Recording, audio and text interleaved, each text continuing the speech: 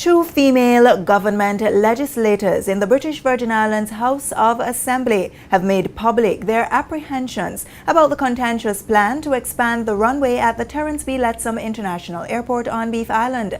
With roughly 1 month left in the National Democratic Party administration's timeline to negotiate a contract with preferred bidder China Communications Construction Company, 6th District Representative Alvaro Maduro Keynes and 5th District Representative Dolores Christopher are the first government legislators to publicly register their concerns, and they did this during the budget debate on February 23, 2017.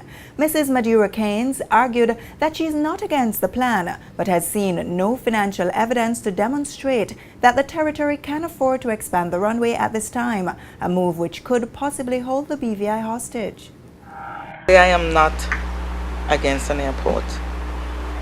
I simply do not think that is feasible at this time.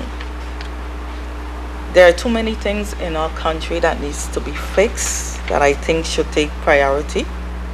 Infrastructure. We have schools that are in need of much help. Our roads are still a mess. Our sewage is still a mess. Our financial services is under attack. We do not know what to expect this year in terms of money being received from them. Madam Speaker, how are we to pay for this? Is the time for us to venture into such a great financial constraint that would probably hold us hostage for a number of years.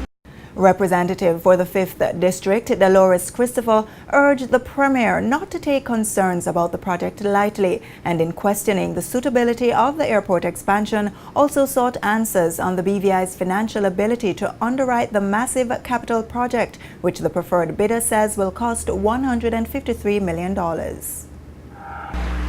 We are already having talks with what is called lowest bidder. That means it will be cheaper.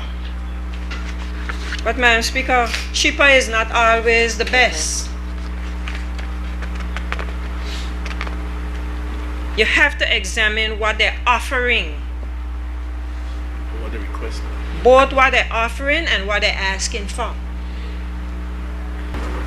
Is this going to bring us up to our borrowing capacity, Madam Speaker?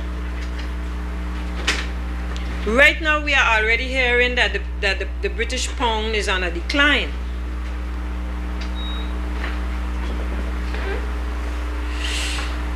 So even if our loan is approved, as far as I recall,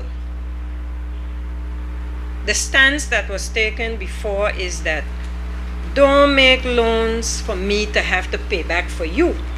That was the UK's position.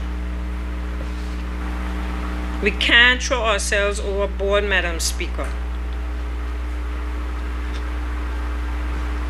Tourists will come. They will still come. However, 9th District Representative Dr. Hubert O'Neill did not agree with his colleagues. I have listened to the concerns of the critics and even my colleagues. They have legitimate concerns. But the bigger question here is, can we afford not to develop the airport? It is more important, in my estimation, to deal with that question while we are hesitating.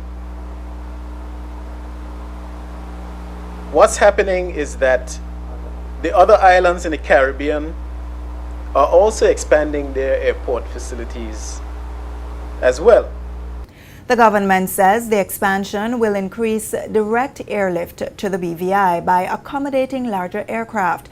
However, residents, local contractors and the opposition have expressed concerns about the proposed cost of the project by the Chinese firm, which outbid the nearly $200 million bid of a consortium involving locals. Local contractors have also alleged that the Chinese firm is seeking certain concessions to keep costs low, including exemption from taxes and work permit fees, as well as the importation of material from China and the construction of their own camp in the BVI for the duration of the project.